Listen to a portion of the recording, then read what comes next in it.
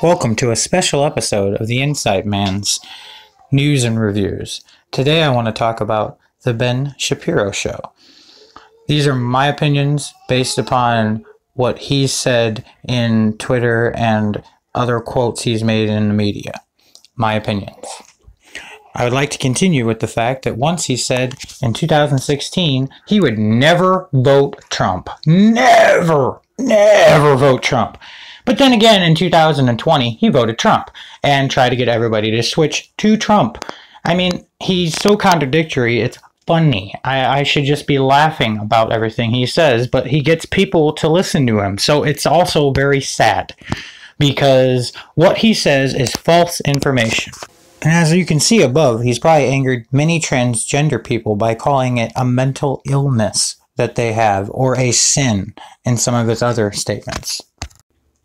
He's entitled to his own beliefs, but when you're running a TV show called the Ben Shapiro Show or whatever that is, you can mislead people into facts that aren't even facts. I mean, you can mislead people, a mass range of people, especially right now in today's political climate. This guy is not the shining light of the Republican or conservative party. In fact, he is a radical of that party. He is constantly shoving negative press out there, always commenting, and he's even called Obama a Nazi. I mean, he's called so many people Nazis, but yet he thinks it's okay for him to say that, but not for Obama to say something about the president. That's sedition. That's a traitor right there, huh? Now, see, he contradicts himself.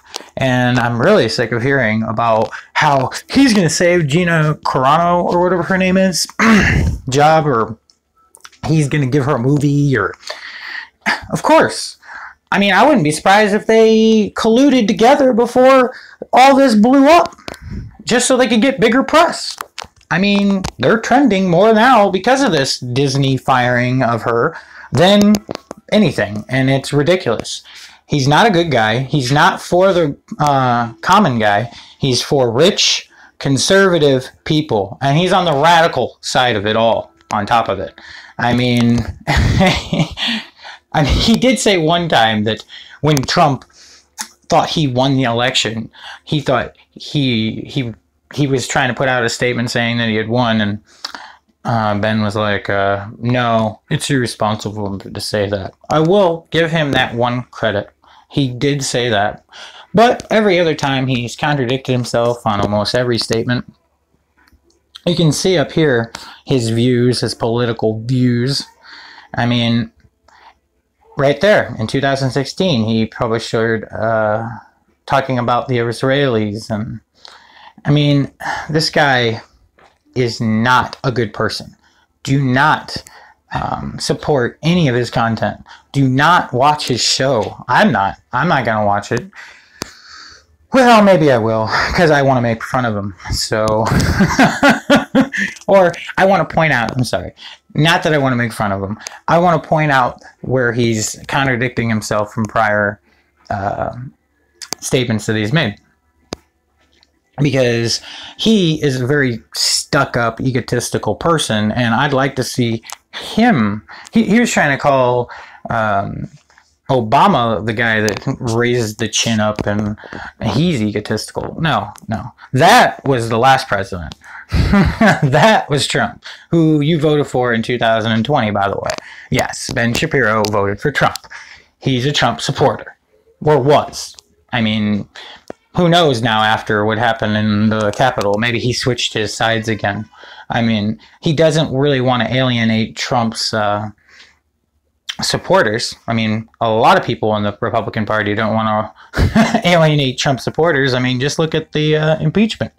I mean, he should have been impeached. Sorry, I'm not trying to turn this into Trump should have been impeached. I mean, he incited, no matter what political party you're in, you should have seen what Trump did and what others did, like Senator Cruz of Texas. I mean, come on, that guy, he even left his own state in the middle of a winter crisis, and he don't care about his own people. But he does care about the supporters of Trump. because he wants them to vote for him if he ever runs for president again, or tries to run for president. And that Josh Howlett, or whatever his name is, oh yeah, he liked to try to play the victim, because he had a candlelight vigil out in front of his house protesting something that he had done, but it was a candlelight vigil, and he wanted to compare that to the Capitol. Oh yeah, dude, you really know. I mean, you in your upper scale neighborhood where random local like guard comes up and tells him to leave, or I mean, he's not. It was a cop, I think, but he wasn't. He was really nice to them, and he just basically said, "Hey, you got to leave. You don't have a permit to be here." So they left. I mean, this guy tried to make it sound like, oh, these protesters were knocking on my door and pounding it down. And that's the problem with fake information and how you disseminate it into the media. It is believable by a small percent, but that small percent goes out there and makes it even bigger than what it was before.